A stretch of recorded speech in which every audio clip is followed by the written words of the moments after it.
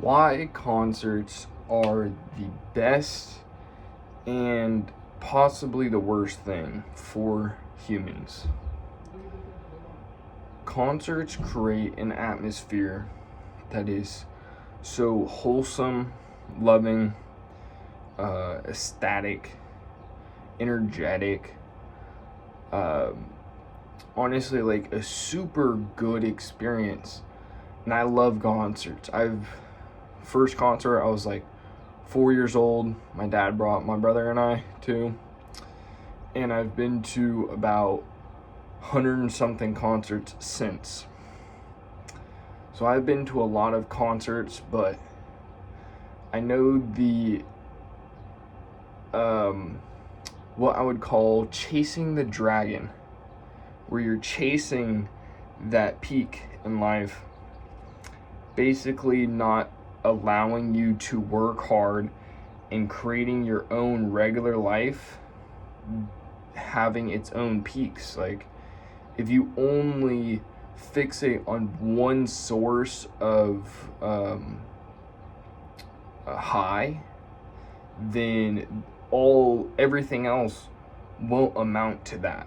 So there's so many different things that like is healthy for the human brain and healthy for you to find serotonin or dopamine or endorphins from. And simple things like going on a hike, nature, starting a business, growing, starting a YouTube channel. There's so many different things in this world that are super healthy for the brain. It is like how you live life.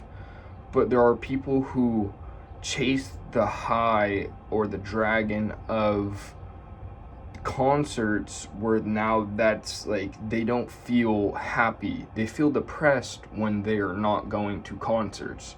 They feel down in life, which, don't get me wrong, concerts are a great thing for it. It's a great peak in life, but you also have to be able to create peaks in other forms.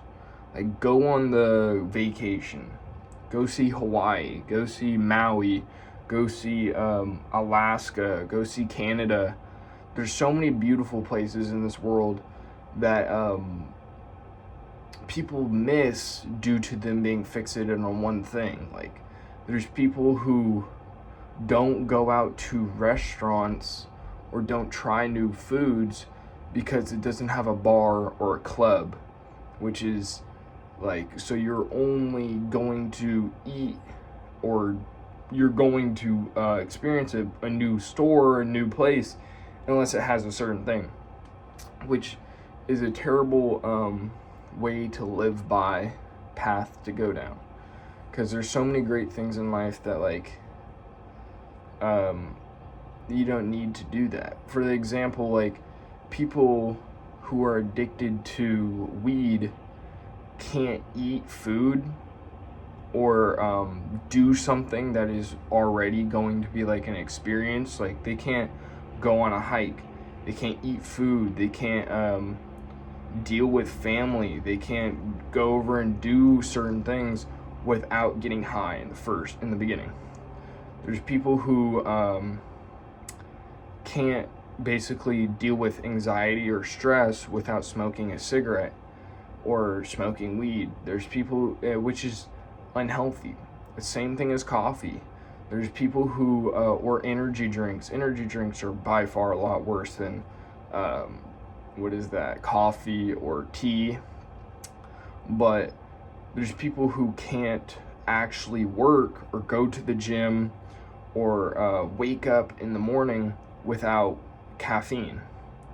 And so that creates an addiction in your brain, basically reinforcing every single time you do the task that you need caffeine to wake up. You need caffeine to go and do work. You need caffeine to go to the gym.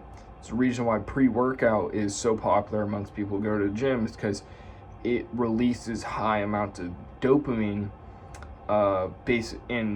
and energy in you, basically making it so you can work out harder. And don't get me wrong, it is a great supplement to boost yourself, obviously, if you get a healthy version of pre-workout, or you drink a coffee or drink a tea from time to time. But once you were doing it every day, you feel tired. You feel lethargic throughout the day. You feel you don't get enough work done unless you get coffee in your system. And then it turns from just 1 cup to 2 cups to now you need 3 cups of coffee, which coffee is, study came out that drinking cups of coffee, especially numerous cups of coffee, dwindles down how much sodium you have in your body. And that is how much sodium helps you retain water. So it is great to also be getting good amount of sodium daily. And so if you're still a coffee drinker and you're not going to listen to this completely, make sure you get enough electrolytes. Make sure you get put salt in your water, because every cup of coffee, it literally takes out like 800 to 1,000 milligrams of sodium every single cup.